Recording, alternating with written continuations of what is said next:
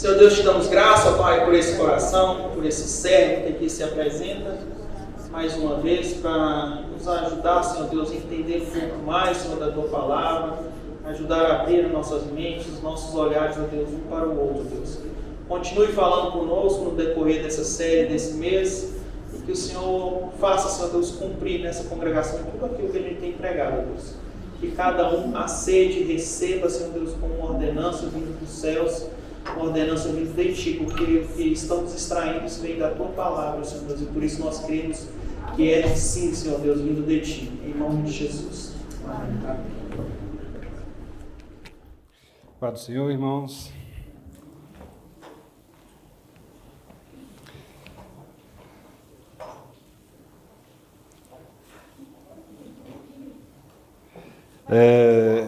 Queria revisar com os irmãos primeiro aqui o nosso tema anual. Nosso tema é Siga-me, vamos juntos, né? E agora, em maio, a gente está fazendo uma série que teve como primeira mensagem sobre oração, depois teve o Dia das Mães, depois o Leandro falou sobre unidade. Hoje eu vou falar sobre uma coisa muito gostosa, que é sobre comida. Olha só. Então não tem jeito. E hoje eu preparei uma projeção. Olha só. Cadê a projeção? Ficou bonito, olha só. Muito bem. Eu vou precisar que os irmãos acompanhem comigo alguns versículos. Hoje nós vamos falar sobre o partir o pão. Esse é um assunto muito mal compreendido e ele me tocou muito essa semana, porque essa semana eu tive algumas rejeições, né? Eu estou fazendo parte lá, alguns processos seletivos, e essa semana eu tive 3 recusas, né? Recusas não, desclassificações, porque minha pontuação não chegou no mínimo, né? Porque eu estou numa área que não é da minha formação, né? E como não é da minha formação, eu não sou o substituto do gerente, né? E como eu não sou o substituto do gerente, com o passar do tempo, a cada tempo que passa eu sou menos substituto, então eu vou perdendo ponto. Aí essa semana, em 3 oportunidades, eu não fiquei na lista dos que vão para a próxima fase. E isso é muito ruim, muito desgastante, né? A gente fica triste porque pensando assim, se eu tivesse na minha área, né? Possivelmente o desenvolvimento seria mais rápido, maior. E aí eu lembro daquele negócio, né? Se minha avó não tivesse morrido, ela estava viva, né? Se você não tivesse tivesse na sua área, teria acontecido isso, mas teria acontecido outras tantas coisas. E a gente tem que nos lembrar, né? Que Deus é que controla a nossa vida, Ele que nos coloca em certos lugares e cabe a nós fazer o melhor que a gente consegue com o que Ele nos dá para fazer.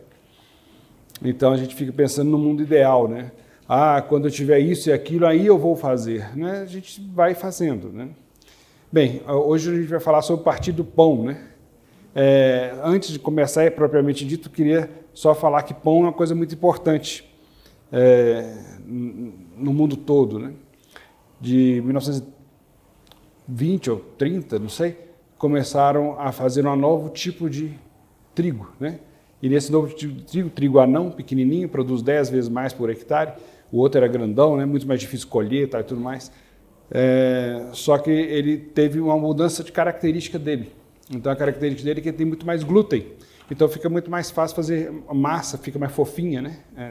Tem esses benefícios bom para o padeiro fazer, né? Mas para o nosso corpo sente a diferença, né? Então agora eu estou vendo se eu consigo resgatar um pouco da forma de fazer pão de antigamente, que não usa só o fermento para que cresça, mas usa bactérias também para que consiga transformar as coisas que estão ali dentro em outras coisas que sejam nutritivas, né? E essa semana, pensando nisso, né, nesse processo, eu descobri por que a festa dos pães ázimos são 7 dias, né? Porque para você fazer um fermento, você gasta 7 dias. Você coloca água e farinha, deixa ali de um dia para o outro, no outro dia você vai alimentando aquilo ali, e não se preocupe, aquilo vai ser contaminado com bactérias da sua casa, né? E o pão vai ser o pão da sua casa, né? Com o sabor da sua casa, né? Então, a mesma formação de fermento que você faz lá em Minas ou em outra casa, qualquer que seja o lugar, vai ter um outro conjunto de bactérias que vai se apropriar daquele fermento ali, né? E esse fermento é diferente do que a gente compra na padaria, que é só fermento, né? É só o fungo, né, que produz ali, né, o fermento. Não tem a bactéria, né? E a gente perde um pouco de nutriente quando a gente faz assim. Então a gente vai falar sobre pão, mas a ênfase não é o pão, né? Mas queria trazer essas descobertas, como gasta 7 dias, por isso que eu 7 dias de pães ázimos, né? Pães sem fermento, né? Bem, eu queria compartilhar com os irmãos alguns versículos, e são muitos, e mesmo sendo muitos, eu coloquei só 6, acho que 6 na apresentação, mas eu vou colocar a lista toda, depois os irmãos olham.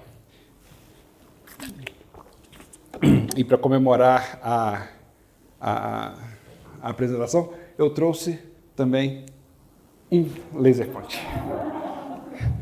Eu lembrei do tempo de aula, né? Olha aqui, tá, olha esse ponto aqui. Então vamos lá, vamos ler esses versículos. A gente vai tentar entender um pouquinho, né, sobre essa questão do partir do pão, para que o Senhor mude a nosso jeito de pensar, nossa maneira de entender as coisas, e que a gente possa manifestar Cristo do jeito que Ele gosta de ser, então, refletido, né?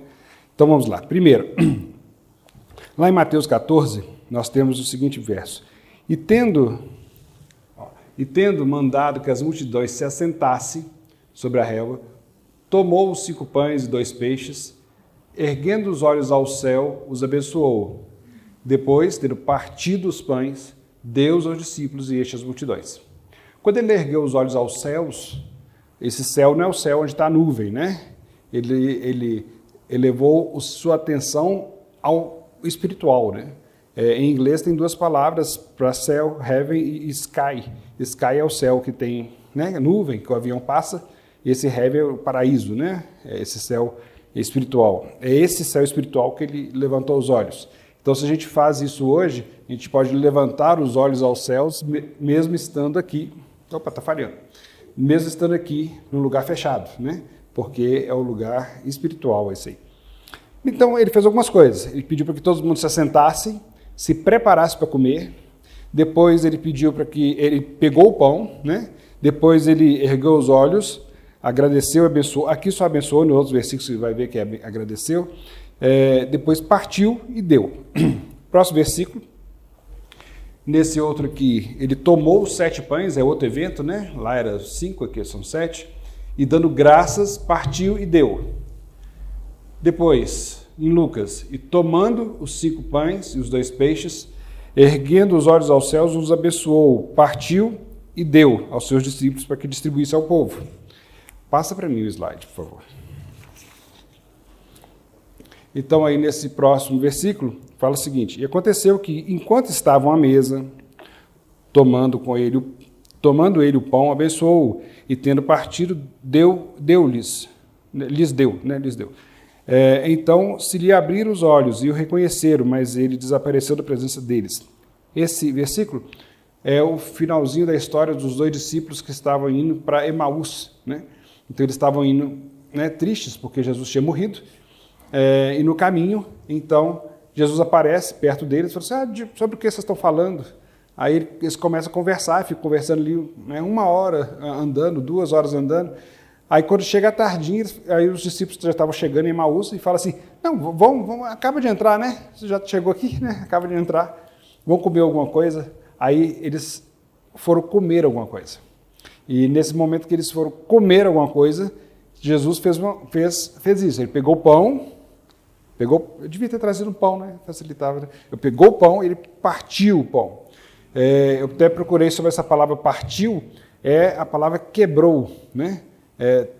Lá no original grego lá. Tem um dicionário bíblico que chama de Strong. Ele pega palavra a palavra e dá a tradução, significado e tudo mais. Muito interessante, tem aplicativo para baixar disso. Então, se vocês quiserem baixar esse dicionário Strong, vale a pena. E lá, o partiu é meio assim, suave, né? Mas a palavra lá é quebrar. Então, ele quebrou o pão. Ele quebrou, ele deu graças, quebrou e deu. Quando ele fez isso, os discípulos se assustaram e falaram assim: ué, Porque os discípulos eram todos mineiros, não sei se você sabe. Eles falam, uai, ele fez de novo, é ele. A gente não tinha reconhecido que era Jesus, mas ninguém faz isso. Só Jesus pega o pão, dá graças, quebra e entrega para a gente, entendeu? Ele fez isso durante a caminhada dele várias e várias vezes, tantas vezes, que depois que ele morreu, os discípulos, ao sentar com aquele desconhecido, e o desconhecido fez aquela mesma coisa, agradeceu, partiu e deu, então eles falaram assim, é Jesus. Então Jesus desapareceu, porque não precisava mais estar ali, porque ele sabia que eles iam voltar, ia contar, testemunhar e tudo mais. O outro verso é Marcos falando sobre a última ceia de Jesus, antes da crucificação, fala que enquanto eles comiam, eles estavam comendo, aí Jesus tomou o pão, abençoou e partiu e deu, dizendo... Ele sempre faz essa sequência, e essa sequência que eu queria mostrar para os irmãos do próximo slide, por favor. Então existe uma sequência, irmãos. Olha só, primeiro é o assentar-se à mesa e preparar para comer. Então isso aconteceu lá com os discípulos no caminho de Emaús, aconteceu com as multiplicações dos pães e dos peixes em 2 momentos distintos da história, aconteceu em outros momentos, sempre que Jesus ia tomar uma refeição, existia um momento que ele parava para sentar e comer. Então não era, parece que não era hábito dele comer andando, né? Ele parava e dava atenção a isso. E isso é uma coisa importante para a gente, ele se preparava para tomar a refeição. A segunda é que ele pegava o pão, ou o que tiver na mesa, né, a lasanha, né? Mas ele pegava, ele atentava para aquilo, ele prestava atenção naquilo.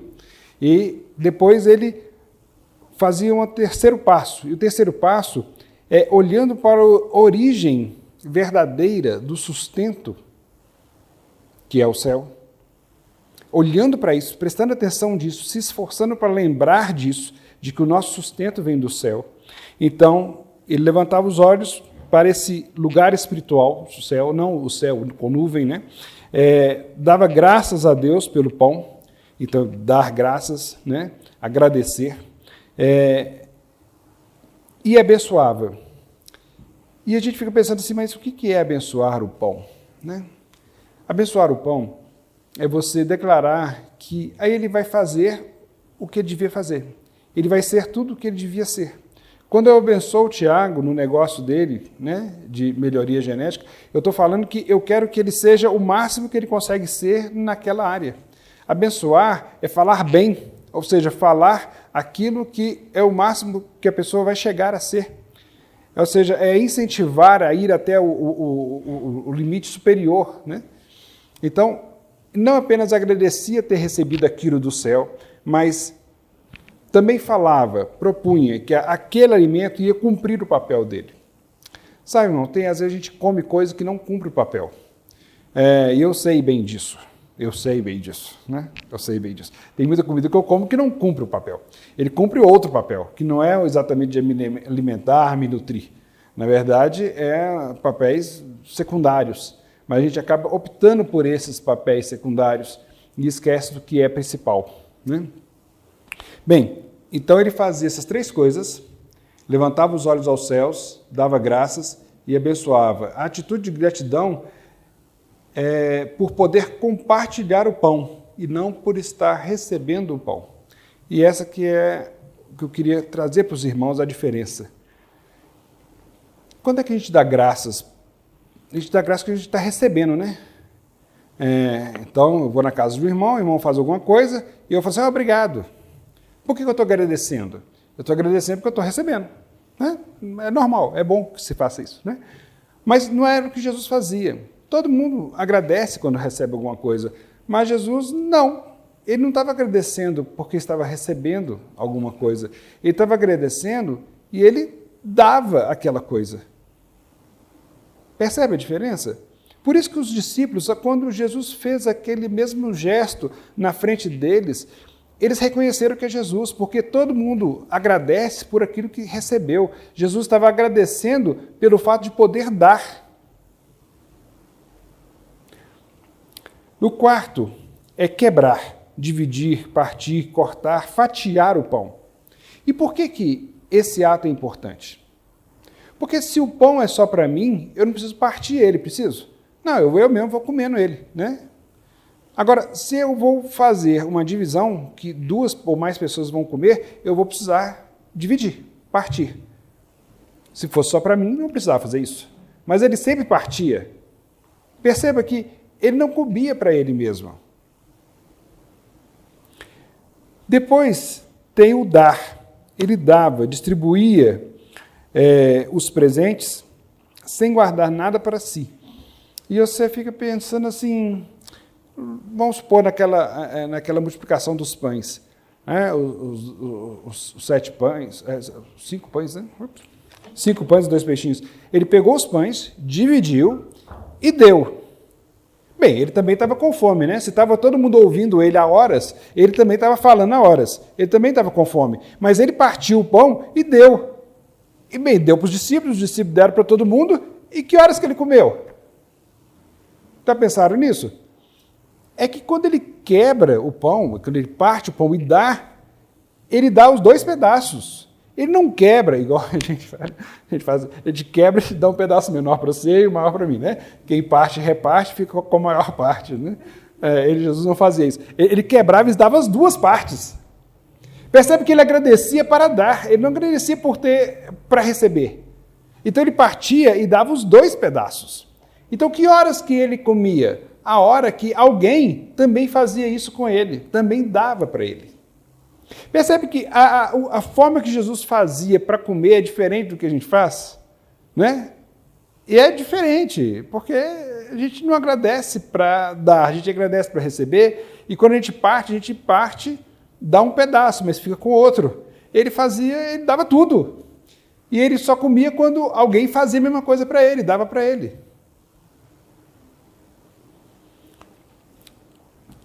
Então, receber de alguém, esse é um desafio muito grande de confiança. Então, assim, Jesus, ele dava tudo, e ele recebia o que era necessário. E nesse 6º passo, eu deixei de azul aqui, ó, receber de alguém o sustento para si. Era isso que Jesus fazia. Ele não confiava de que eu vou pegar um pedaço para mim e vou dar o excedente. Ele dava tudo. Por quê? Porque alguém iria sustentá-lo. E ele tinha certeza de que alguém ia fazer isso. Por quê? Porque lá atrás, primeira coisa, ele reconheceu a origem do sustento. E a origem do sustento não está nele, não está na outra pessoa, está no céu. Então, por que ele reconheceu lá atrás? Porque ele se preparou, sentou à mesa, reservou aquele espaço para entender o que ia acontecer. Porque ele olhou para o céu e reconheceu que a dependência dele era, primeiramente, de Deus. Então ele pôde agradecer porque ele ia dar alguma coisa para alguém. E quando ele fez isso de forma completa, ele deu tudo. E ele sabia que ele iria ser sustentado, porque, antes de tudo, ele lembrou da origem. Mas será que isso é verdade? Né? Será que isso se justifica dentro da Bíblia? Porque você tem que ter 2 lugares que falem, né, alguma coisa, tem que ter um testemunho. Né? Uma forma de estudar a Bíblia, que é muito interessante, é você pegar a primeira referência de alguma coisa. É muito bom essa forma. Então você pega lá Caim e Abel. A primeira vez que cita esse relacionamento, meio que vai delinear os princípios que vão conduzir às outras citações que vão acontecer. A primeira vez que aparece a palavra amor, por exemplo, na Bíblia, né, meio que vai mostrar a relevância desse tema diante de outras citações da palavra amor. Né? Então, você tem algumas coisas assim. Né? A primeira vez que apareceu a palavra amor foi de Abraão com o filho dele, né? Isaac. Então, essa relação de filho com o pai norteia o uso da palavra durante o resto da Bíblia, né? E você vê que realmente essa relação pai e filho ela é muito forte na Bíblia. Bem, no livro de Mateus eu peguei algumas referências, as primeiras vezes que apareceu então essa relação de Jesus com o pão, né, com o alimento. E a primeira vez que apareceu, troca para a gente, por favor. Já trocou, olha só. É na tentação. Então a gente vai ler qual que era a tentação. né? Vamos entender esses 4 pontos aqui. Então o tentador, aproximando-se, lhe disse: se és filho de Deus, manda que essas pedras se transformem em pães. Ok? Beleza, eu estou com fome, estou lá, né, muitos dias, muitos dias, 40 dias sem comer nada. Aí chega então essa proposta muito interessante, porque eu posso pegar o pão que tinha, a pedra que estava até com formato de pão, e efetivamente transformá-lo em pão. Então eu estaria resolvido os meus problemas. Puxa, né? Tudo certinho, né? Juntando a fome com a necessidade de comer, né? Certinho, tudo certo. Mas por que Jesus recusou isso? Bem, vocês lembram que o jeito dele fazer era uma sequência de coisas? Assentar para comer, agradecer a origem, né? Tomar aquele pão, quebrar ele e dar, e depois alguém dar para ele? Pois é, ele estava sozinho, ele não tinha para quem dar o pão.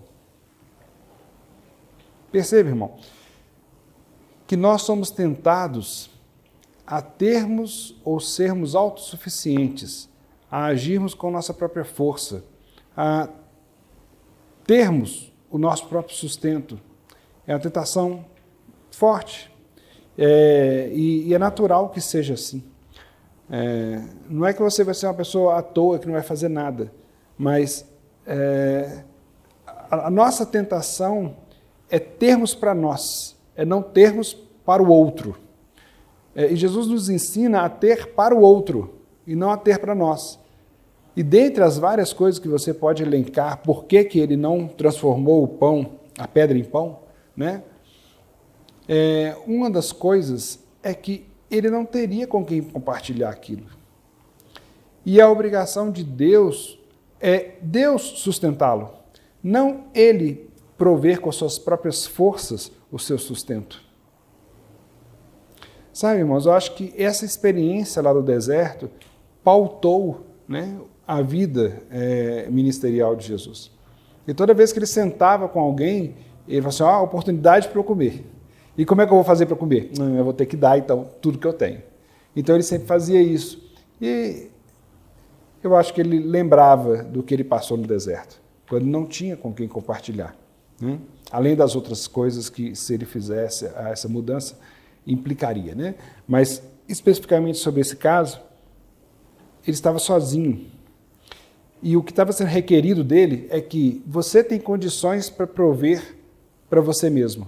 Por que você não usa a sua força para você? E essa não é exatamente a nossa tentação o dia todo? Por que você não faz as coisas para você? Para que você tem que pensar nos outros? Por que você não pega e faz tudo para você mesmo? Afinal de contas, você se daria bem. Ouvi um caso essa semana de um advogado que aconselha casais a se separarem para que tenha melhor distribuição de renda. Então, tenha a recuperação do imposto de renda. Bem, se você pensa só em você, você faz isso. Percebe? Então, assim, essa tentação ela é constante na vida toda nossa. Isso é no trânsito, no trabalho, na escola, na igreja, na família. Nós não somos chamados para viver para nós, com a nossa força. Nós somos chamados a usar a nossa força em favor de outros. Esse que é o Evangelho. E nós podemos fazer isso. Por quê? Porque ele já nos salvou, ele já nos conquistou. Quem não foi salvo não pode fazer isso. Quem não foi salvo tem que realmente lutar por sua vida. Só que nós já fomos comprados, alguém já nos salvou. Então temos o privilégio de não fazermos isso, de podermos realmente lutar pela outra pessoa. Bem, essa mudança de postura implica mudança na forma como você ora, como você fala com Deus. Então, naquele trecho em que Jesus ensina como orar a Deus, ao Pai ele fala o seguinte, que é o segundo item: o pão nosso de cada dia dá-nos hoje. Bem, o pão, o alimento, o sustento é uma coisa importante, ela tem que ser levada a Deus, né, em oração. Mas Jesus estava ensinando ali uma coisa que tem a ver com esse processo todo. É que quem nos dá o pão é Deus. E Ele nos dá o pão suficiente para que nós sejamos sustentados a cada dia, né? Ele não vai fazer um estoque de pão para a gente, né? Senão o pão, ele cria bolor, né? Ele não vai fazer estoque de pão, né? Ele vai te dar o pão seu a cada dia. E quem vai dar é o Pai. Ele dá isso através da saúde para você trabalhar, né? Dá isso através de portas que se abrem para que você consiga exercer sua profissão, seu trabalho, aquilo que você aprendeu, né? Aquilo que você pode ajudar as outras pessoas. Então, assim, Ele é a fonte. A fonte não é você mesmo para transformar a pedra em pão, entendeu? Não é você que transforma a pedra em pão. Deus, se quiser fazer alguma transformação, Deus vai transformar a pedra em pão para você. O terceiro ponto aqui fala assim: e qual dentre vós é o homem que, se porventura o filho lhe pedir pão, lhe dará pedra?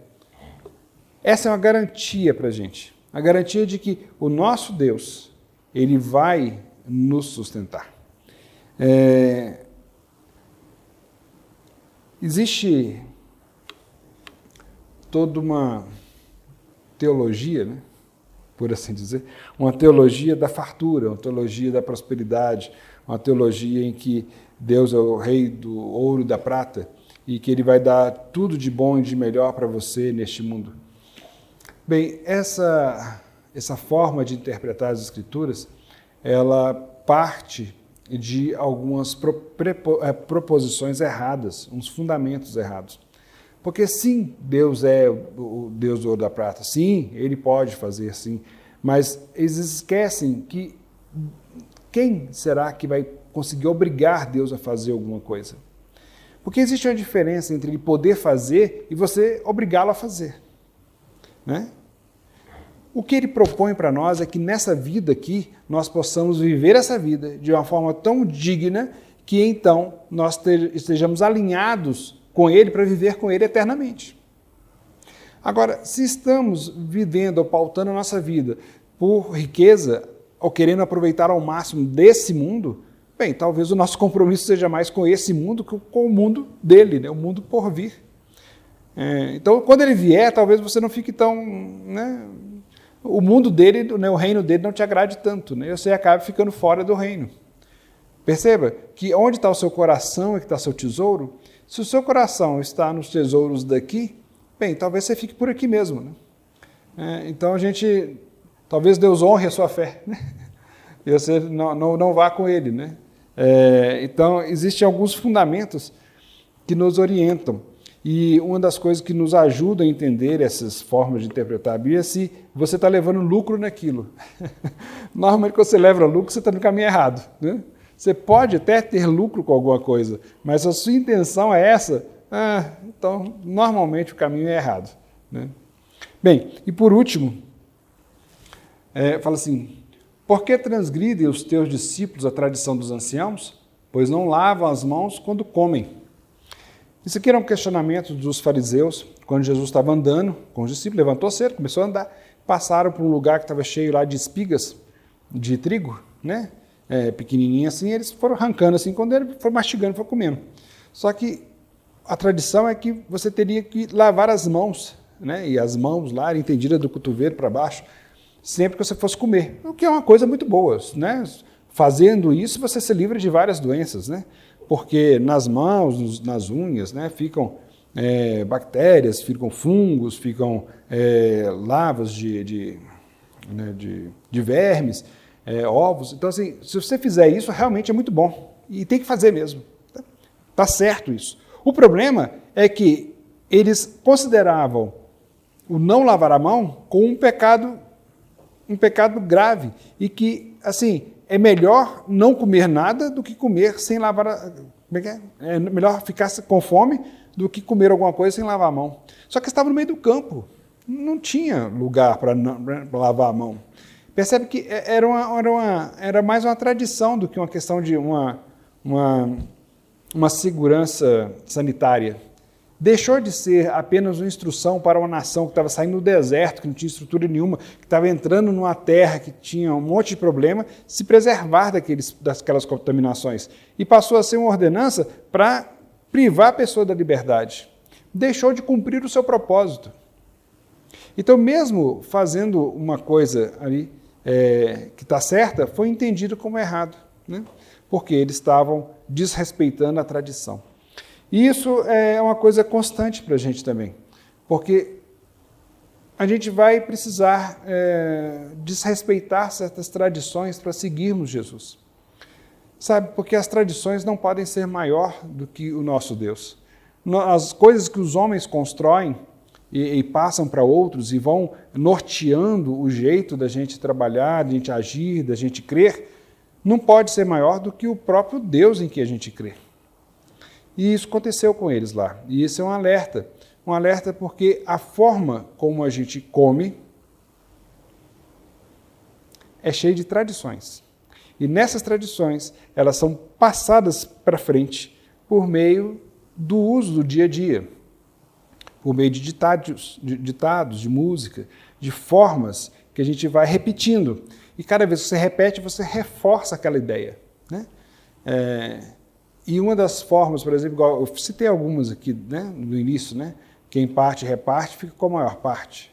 Isso é uma coisa que você vai aprendendo na escola e tal, e fica na sua cabeça, e quando você tem que repartir alguma coisa, aquilo ali aciona uma parte da memória que tem esse dito, e você fica, acho que eu vou ficar com a maior parte mesmo.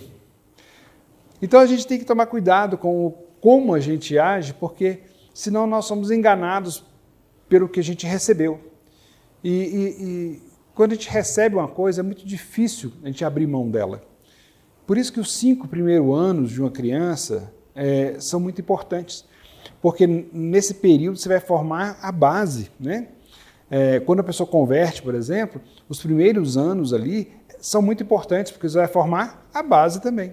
Se naqueles primeiros anos você é discipulado, né? Você é ensinado com conceitos errados, é muito difícil você tirar isso depois, né?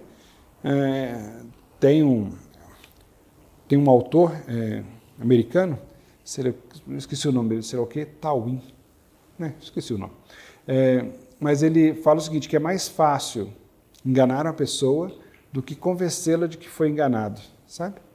E é um risco que todos nós corremos, né? De entrarmos no engano e depois não querer sair dele, porque não quer ser convencido de que foi enganado, né?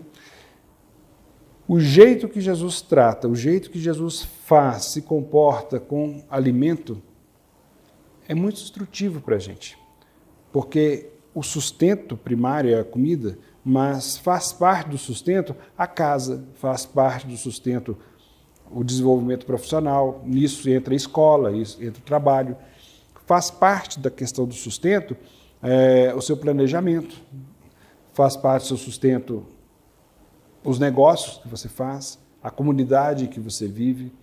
Então, faz parte de todo o sustento seu, todas essas variáveis de relacionamento social. Bem, tudo isso, trazidos à luz da experiência do Senhor para nós, deveria seguir aquela ordem. Volta um slide para mim, por favor. E aquela ordem é essa aí. Primeiro, a gente tem que parar para pensar sobre alguma coisa. Há uma pós-graduação, ou um mestrado, ou qualquer outra coisa, um curso técnico. Eu tenho que parar para pensar, para estar à mesa, para me preparar para aquilo. Depois eu tenho que reconhecer, tomar aquilo na mão, né, e ver que aquilo ali, individualizar o que eu quero. Porque às vezes a gente fica tentando assim, fazer muita coisa ao mesmo tempo, sabe? E quando você toma muitas coisas para fazer ao mesmo tempo, embola o meio de campo. Você não consegue desenvolver com qualidade tudo ao mesmo tempo. Então você tem que pegar uma coisa para fazer. Pegue o pão. Toma consciência da existência desse pão, né? Desse trabalho, dessa oportunidade de emprego, né? Desse curso. Pega esse pão na sua mão, esse sustento na sua mão. Pega ele, olha para ele. A terceira coisa, você olha para a origem dele. Agradece por aquilo que está recebendo e abençoa aquilo que você está recebendo, para que aquilo ali cumpra o propósito efetivo de sustentar e de ser bênção para os outros. Quando você fizer isso, você parte aquilo com os irmãos. Não com o objetivo de ficar com a maior parte, né? Mas para que os irmãos sejam abençoados. E quando você faz isso, alguém vai te abençoar. Por quê? Porque Deus já ordenou isso, né, lá atrás. Nós já reconhecemos a autoridade dele sobre essas coisas. Bem, essa sequência, esse partir o pão, ele foi muito impactante para mim, né? Por vários motivos, por vários pontos, mas a ênfase que eu queria deixar com os irmãos é que é o partir e dar. Não é o pão. Porque o pão pode ser emprego, pode ser um carro, pode ser um serviço, pode ser uma ajuda em casa. Nós estamos mudando agora, né? De casa, mudamos, né? E quando muda, fica aquela bagunça, né? E teve uma irmã que foi lá em casa e ajudou a arrumar o armário e tudo mais. Assim, uma coisa que eu não faria. Sim, na verdade, eu não conseguiria fazer. A Zaná conseguiria, mas tem um monte de outras coisas para fazer também. Então, essa ajuda foi assim, foi excelente, imprescindível, né? Para ter mais harmonia na casa. Então, ela partilhou conosco o tempo dela, né? O pão aqui que eu estou trazendo é o nosso sustento, aquilo que nos contribui, nos ajuda a viver, né? Não somente o pão, né, físico. Então, assim, o princípio, aquilo que nos deve nortear, é que aquilo que nós recebemos vem de uma origem, ou essa origem é o Senhor, e nós devemos agradecer, partir e dar. Eu recebi de presente uma coisa. Recebi uma faca do irmão Áureo, que não está aqui, né? Posso falar mal dele, não tem problema, né? Ele me deu uma faca grande, bonita, né? Toda vez que eu vou cortar alguma coisa, eu estou lembrando de quem? Do Áureo. Eu lembraria dele se a faca estivesse lá na caixa, guardadinha? Não. Sabe, irmão, eu lembraria dessa irmã que sabe organizar coisas, se ela ficasse na casa dela? Não. Ninguém vai lembrar de você se você ficar na sua casa querendo receber as coisas. Você tem que dar. Percebe? Quando você dá, você é abençoado. Você não é abençoado por guardar, você é abençoado por dar. É a sua experiência dada, compartilhada, que faz com que você seja relembrado.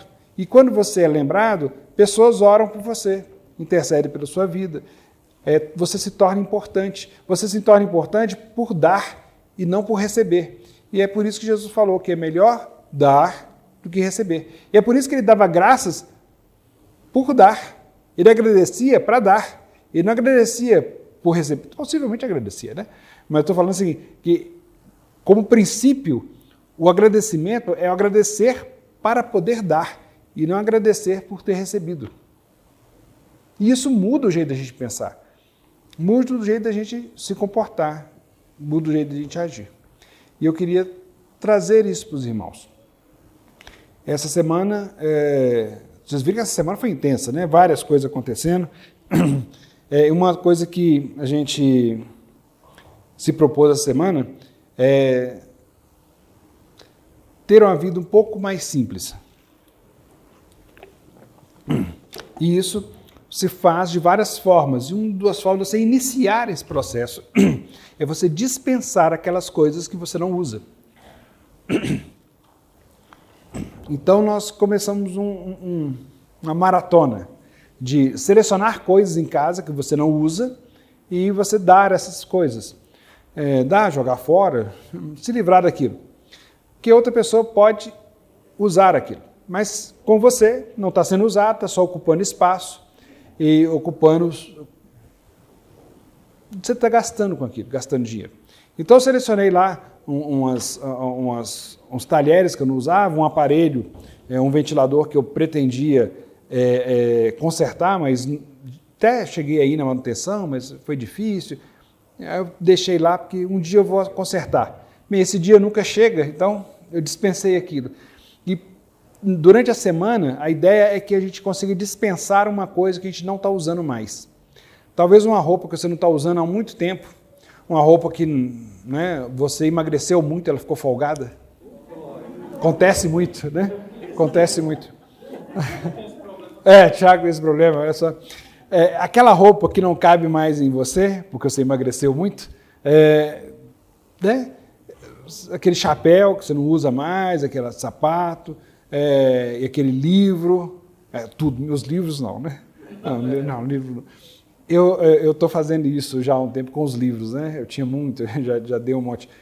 Mas aquilo que você não está usando, você não precisa daquilo, começa com isso, né? Porque isso vai criando a nova cultura, uma cultura de que você não precisa de todas as coisas para viver, né? Acho que foi ontem a gente estava comentando que há 10 anos praticamente não tínhamos internet, não tínhamos WhatsApp, não tinha um monte de coisa, né? E tem só 10 anos para cá, né? Tempo atrás eu abri a gaveta e tinha um monte de fio lá, e um dos fios daqueles fios que não usa mais de amarelo, azul e branco, né? De conexão de TV, mas estava na gaveta. Então, percebe que a gente vai acumulando essas coisas, e isso nos deixa andar mais lentamente. Quando você está carregando peso, tudo é mais lento, né? As nossas memórias estão na nossa memória, não nas coisas, né? Separa alguma coisa importante, se for o caso de um assunto. Meu filho iniciou a escola. A gente pega uma foto ou o boletim, alguma coisa assim, guarda. Não precisa guardar todos os cadernos de todas as provas que a criança fez, né? Isso não é importante, né? Talvez o primeiro 10 que ela tirou, né? Mas as outras notas, 6, 7, né? Não é relevante. Então a gente precisa nos economizar para que a gente possa fazer uma coisa que Jesus também fazia. Ele ia para onde precisava ir. Ele tinha essa liberdade. E um personagem bíblico, um irmão que me impressiona muito é José, a marido de Maria, que o anjo apareceu para ele e falou assim: olha, levanta e vai para o Egito, porque eles estão procurando um menino para matar. Aí ele levantou e foi para o Egito, ok? O sonho foi tipo meia-noite. Às 2 da manhã, ele já estava andando já com a caminho lá, como é que chama? O jumentinho lá. Já estava indo embora. Aí eu fico aqui pensando, isso é engraçado. Como é que ele conseguiu? Eu tenho guarda-roupa para carregar. Eu não consigo. Eu passei uma semana montando guarda-roupa, falta uma porta ainda. Como é que eu vou fazer? Né? Se o anjo chegar e falar assim, levanta e vai para Minas, porque estão perseguindo. Eu falei assim, como é que eu vou fazer para ir? Né? Porque José tinha só o que precisava. Então ele juntou ali as coisas que precisava rapidinho. Maria tinha as coisas que precisava, né? E porque eles conseguiram fazer essa administração, ele dava importância porque era importante e não ficava dando importância para tudo. Levantaram e foram embora. Então, irmãos, a gente precisa dar importância para o que é importante de verdade. E para você fazer isso, precisamos mudar o jeito em que a gente se comporta. E Jesus se comportava de forma diferente, a gente precisa imitá-lo, né? Ele dava graça pelo que estava dando. Então a gente precisa ser mais agradecido. E para fazer esse exercício, que tal a gente começar a dar as coisas? Né? Começa por aquelas coisas que você não está usando mais. Porque aí isso vai formando um hábito e você vai ficar mais leve, né? Você não vai ficar carregando aquele monte de coisa. Bem, isso para mim é um desafio, e principalmente com relação propriamente à comida. Eu não fui ensinado a agradecer pela comida em casa. Então eu acho muito bonito da família da Zenaide, eles fazem isso, e eu tento lembrar, mas dificilmente eu lembro, né? Mas eu me esforço para lembrar disso, porque eu não fui ensinado dessa forma. Eu fui ensinado, cada um pega o seu lá na panela, né? Isso tem uma praticidade, mas não consegue trazer para a vida da gente um ensinamento. O ensinamento errado que traz, né? Que cada um por si, né? Deus por todos. Então, depender de Deus para o sustento é um pouco difícil, né? Então, eu sempre me pego ansioso, porque eu que tenho que fazer acontecer, né? Isso é ruim, porque é responsabilidade sua fazer o máximo possível, mas precisamos entender que a nossa vontade, a nossa vida, ela está nas mãos do Senhor. Ela já estava antes, mas aí Ele veio e nos comprou, nos conquistou, e agora está mais ainda. Então nós podemos fazer como o Senhor fez. Nós podemos quebrar, a gente pode partir e dar os 2 pedaços. A gente não precisa guardar um pedaço para a gente pode dar os 2 pedaços. Vamos ter uma palavra de oração? Feche os olhos, pensa no Senhor, eleve os seus pensamentos a Cristo. Como diz a Escritura, olhe para o céu, né? E fale com o Senhor agora das suas dificuldades, para que Ele possa mudar o nosso jeito de entender a vida. Senhor, te damos graças pela Tua palavra, porque ela é como uma espada que corta e vai bem na divisão entre a alma e o espírito. Ó Senhor, é porque o Senhor é bom conosco, que o Senhor deixou registrar essas coisas, para que a gente entenda que o jeito que o mundo age não é o jeito que o Senhor se agrada. Cada um toma a sua porção, cada um pega para si. Ó Deus, mas o Senhor nos ensinou a partir e dar. E isso caracterizou tanto o caminhar do Senhor aqui na terra, que foi isso que distinguiu o Senhor para os discípulos de Emaús. Ó Senhor, que sejamos assim também. Que as pessoas possam olhar para nós e reconhecer o Senhor em nós, porque a gente age da mesma forma. A gente dá graças, a gente parte e a gente dá aquilo que partiu. Ó Senhor, porque o nosso sustento vem de Ti. O nosso sustento não vem do nosso braço, não vem da nossa força. Ó Senhor, ajuda-nos, Senhor, a entender isso. Ajuda-nos, Senhor, a orar sobre isso, para que a gente pare de gastar energia com o que não devíamos, para que a gente concentre a vida em ajudar os irmãos, para que as pessoas sejam mais importantes que as coisas. Tenha misericórdia de nós, Senhor, porque estamos numa sociedade tão corrompida. Fomos ensinados assim por essa cultura. Ó Deus, mas queremos abrir mão delas, para que a gente possa não nos conformarmos com esse mundo, mas estarmos alinhados com a Tua vontade.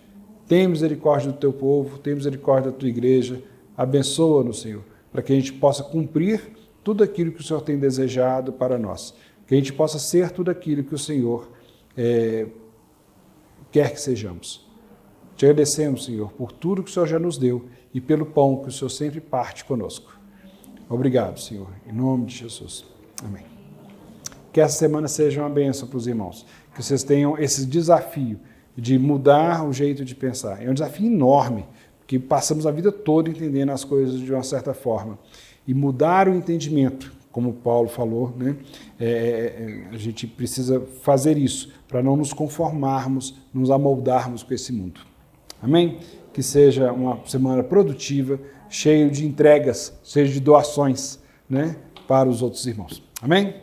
Amém. Tiago?